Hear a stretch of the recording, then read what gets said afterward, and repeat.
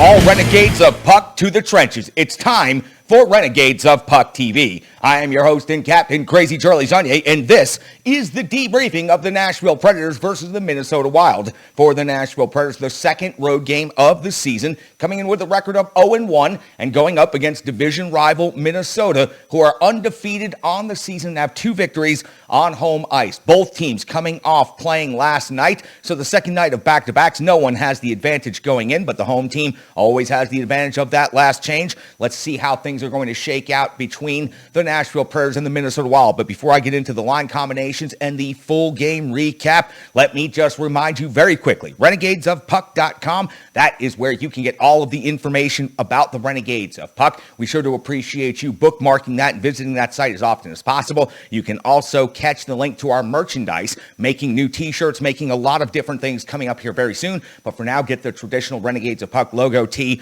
We have marked it down right now so that you can go ahead and get yourself a deal. So renegadesofpuck.com is how you get each and every bit of that information. Social media. You guys are doing incredible. I promised some inside information and a big story when you get me over 100 subscribers on YouTube. We are currently sitting at 99. So I expect by tomorrow to be able to tell you that story. Let a Renegade know we are here in the trenches, one Renegade at a time, passing the links, telling your hockey-crazed friends about us, whether they're here in Nashville, Middle Tennessee, or anywhere else in the universe. They can join us here in the trenches with the Renegades of Puck. Get me over 100, and I'll tell you about when I was the Nashville Predators flagship radio producer and the suggestions that I made to the broadcast that still exist today, even though I only worked there for about 19 games before being unceremoniously fired from the position. I did make some changes in my short time that benefit you, Nashville Predators fans, to this day, and I was doing it to counter-program against me.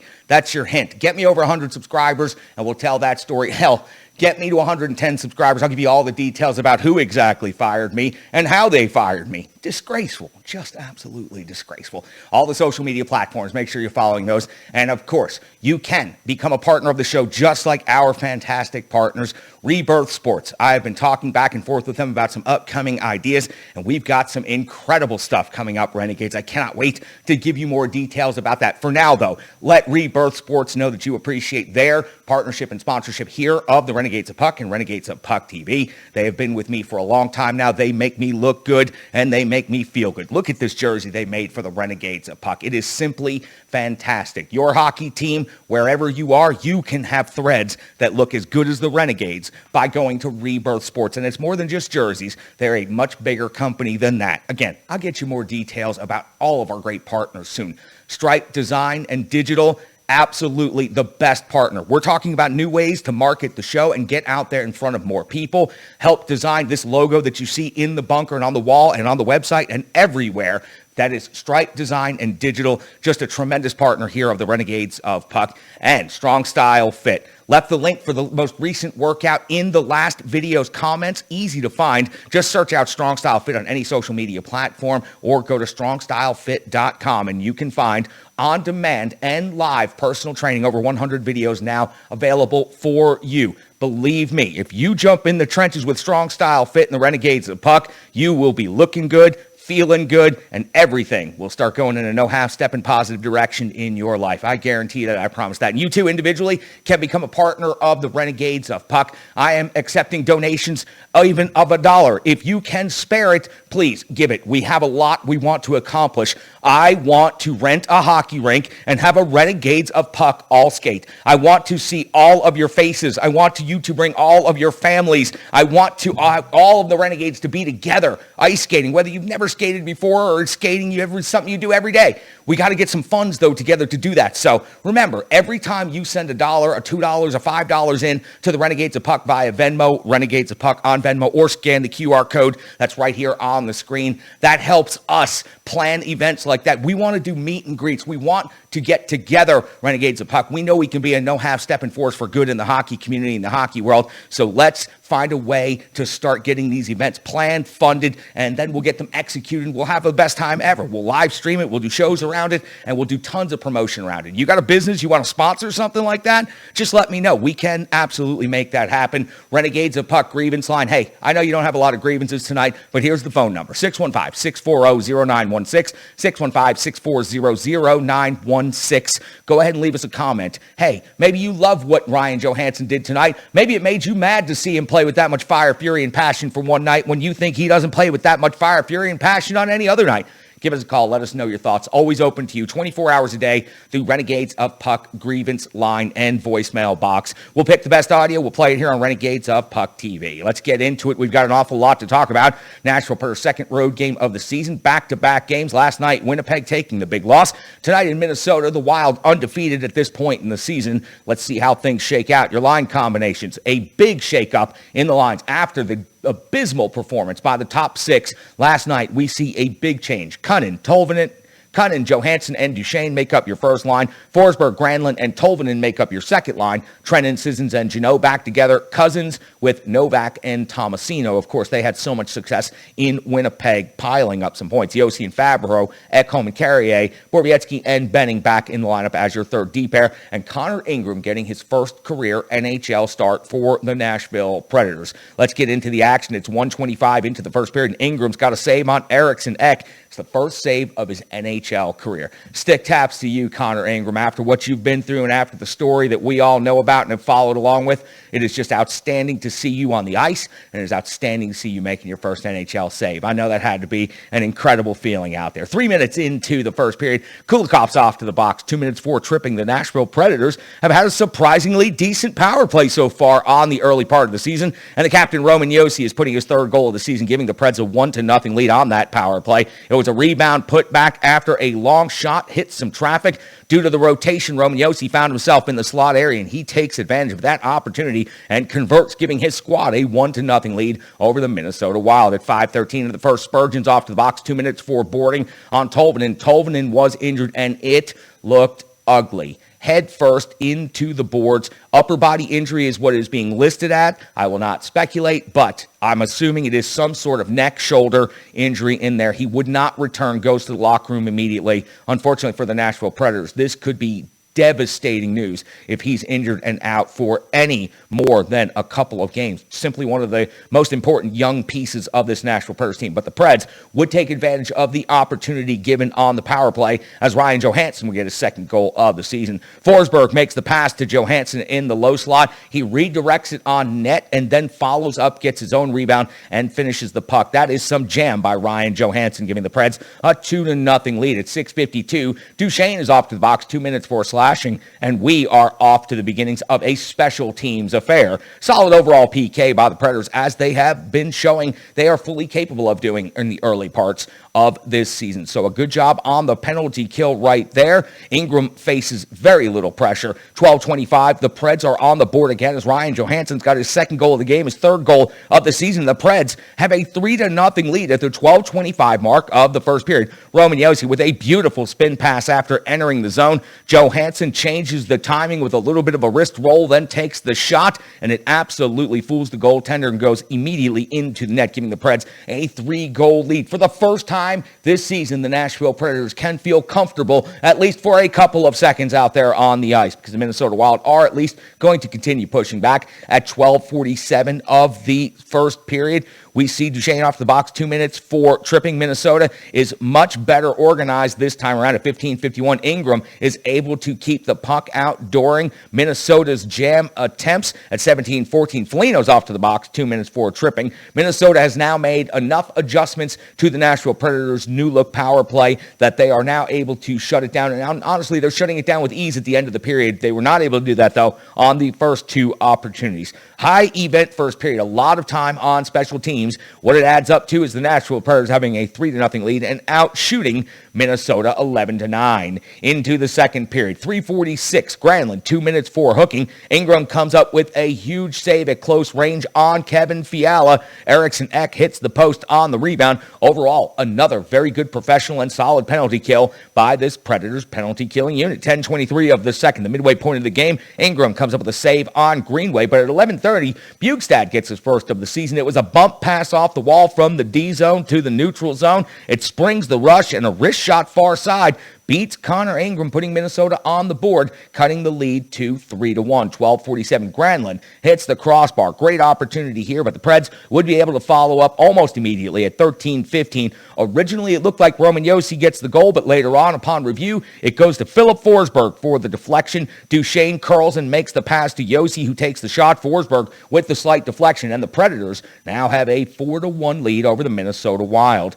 At 13:20, Ingram's got a save on Foligno's partial breakaway. 15:27, Ingram stops Fiala's drive as he cuts across and draws the penalty for the collision. Kevin Fiala tried to make a little bit of a fool out of the young goaltender for the Nashville Predators, and it ended up being quite the opposite way around. So Fiala off to the box, 2 minutes for goalie interference, knocking the mask off of Conor Ingram. Nashville simply trying to be too perfect at this point in the game on the power play and not getting nearly enough done. But right after the power play, Tanner Jeannot turns in one of the highlight reel goals of the early season. It's his second of the season, giving the Preds a 5-1 lead. Trennan tries to make the pass across, but it hits the D, pops up in the air, and Tanner Jeannot, out of midair, redirects that puck just under the crossbar. No reason to even review it. It was simply perfect. Tanner Jeannot showing he has the ability to do everything as an NHL hockey player. And this goal was exceptional. The Nashville Predators now blowing this game absolutely wide open. 5-1. But unfortunately, right at the end of the second period with 1 second remaining, it would be the Minnesota Wild getting their second goal as Sturm cashes in. Easy garbage cleanup after Borowiecki has a turnover. You got to realize how much time is left on the clock. It was the dying seconds of the period. You could have went ahead and just ate that puck, but instead a turnover finds its way to the back of the net, as it typically does at this elite level of hockey. And you know how I feel about goals in the first and last minute of the period. Well, in the last second of a period, they usually end up giving even more momentum to the team. So that create something interesting to watch for in the third period. We do have a 5-2 game at the end of the second period with Minnesota out shooting Nashville 20-19. At 2:43 of the third period, Ingram's got a save on Hartman plus a rebound chance by Kaprizov. At 4:37, Tomasino's off to the box, 2 minutes for high sticking. Ingram comes up with a huge stop on Kevin Fiala's one-time clapper. Cunningham and Sissons are able to generate a 2-on-1, but it won't go. At 7:04 of the third, Cousins is now off to the box, 2 minutes for tripping. Now, the league's probably going to take a look at this particular moment. Hartman took a bump over the stick and gets the call. He absolutely threw himself down onto the ice in an attempt to draw the call just by making the timing look like it had been a trip. This is dirty play out there on the ice, and it shouldn't be happening, but it does happen, and it happened between two guys that are known to be agitators, so I'm not very surprised. But I wouldn't be surprised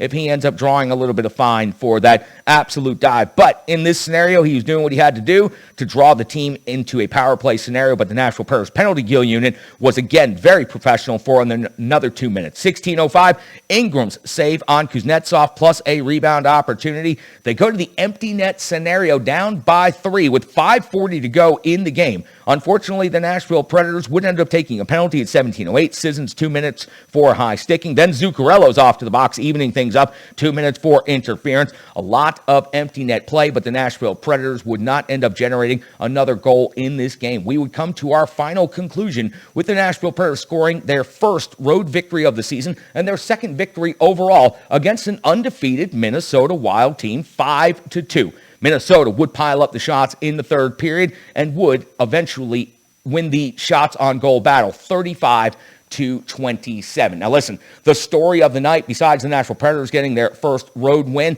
and the Nashville Predators getting their second win overall in the season, the biggest individual storyline to emerge from this game is easily Conor Ingram getting his first NHL victory. Congratulations to Conor Ingram, who went 33 out of 35 tonight to get that first career win. I thought that he looked very good. Thought that he looked poised, and I thought that he had a very calm demeanor about him from start to finish in this game, even after giving up goals. You know who needs to tell me everything about what happened in the pipes tonight? He is the starting goaltender of the Renegades of Puck. You can find him on Twitter at GreekGoalie35. He is, of course, Mostradamus. Mosh, talk to me about all things Conor Ingram and the Nashville Predators' big victory tonight. Thank you, Charlie. We talked about it yesterday, how the Preds didn't have any time to sulk over a terrible performance against the Winnipeg Jets. They go right back, turn around, go up to Minnesota, and take care of the Minnesota Wild 5-2, the previously undefeated Minnesota Wild, believe it or not, by a 5-2 score. What a performance by Conor Ingram. His NHL debut, stops 33 of 35 shots, looked very comfortable out there. If we were to nitpick a little bit, I would say he looks like he has a little bit of trouble taking care of pucks in around his feet area. That could take a little bit of adjustment, but overall, he was sensational. You would probably want the first goal back. Possibly his angle was a little bit off. Seemed like he guarded the near post and gave up that far side a little bit too much. But again, it was a fantastic shot by Nick Bjugstad. So again, not going to nitpick on Conor Ingram. Just an unbelievable performance by him, really. You're looking at a guy who 9 months ago was at the NHLPA Player Assistance Program, and has come back now, makes his NHL debut ahead of David Riddick, who's in COVID protocol right now for the Preds. Great performance again. Can't say enough about what he did. And the team played well in front of him as well. No doubt about that. And again, we've made that argument before, whether the team plays better in front of a backup goaltender, they play a little bit more careful. The Wild had their chances, but didn't seem to have anywhere near the high danger scoring chances that the Preds have allowed in games past. So again, much more sound defensively. They switched up the third pairing D. Whether or not that's going to stick around for 1 game or 2 games or however long it's going to be, it seems like that's a rotating door of third pairing defensemen. But again, back to Conor Ingram. Wins his NHL debut, only the second goalie in franchise history to do that. The other one, of course, back in 2005, Pekka Rinne coming down from Milwaukee and winning his NHL debut.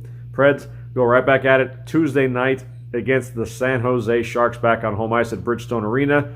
Charlie, San Jose, impressive early on. Noah Van Duquesne, all the distractions over there, projected to be a bad team, started the season undefeated in 4 games. So, Preds, look out. The Sharks are coming to town. Charlie, back to you. You can find him on Twitter at GreekGoalie35. He is the starting goaltender of the Renegades of Puck. He is, of course, Mostradamus. Appreciate you jumping in the trenches with all of us here tonight, here on Renegades of Puck TV. The top 6 had a huge response. Now listen, I can be very critical, and I can also give credit when it is due. I was very hard on the top 6 last night, but the top 6 comes through tonight, and Ryan Johansson himself looked very rejuvenated. He had some fire, fury, and passion out there on the ice tonight, leading to 2 goals. Forsberg also with a goal in this game, and Matt Duchene with 3 assists. So where I was so hypercritical of the top 6 last night, they delivered the goods tonight in Minnesota. Sean C. Smith has a lot of comments on this, and I can't wait to hear what he has to say from ontheforecheck.com and on Twitter at SCSOTF. Sean C. Smith, take it away, my friend. Thanks, Charlie. Tell you what, Renegades, really excited to talk to you about this tonight. I know there was some concern over how things were going to go, but it looks like Ryan Johansson stepped up big time. And I'm going to tell you something. We talked before about comments that were made way back when by John Hines talking about Ryan Johansson being a willful skater. And I wonder if you didn't really know what that meant. Well, if you were unsure, if you look back at his performance tonight, that is a willful skater. That's what Ryan Johansson looks like when he's fully energized and ready to go. He brought the energy and he made things happen. He came away with 2 big goals, and that's exactly what you want to see out of Ryan Johansson as this season gets going. Now, let me say something else.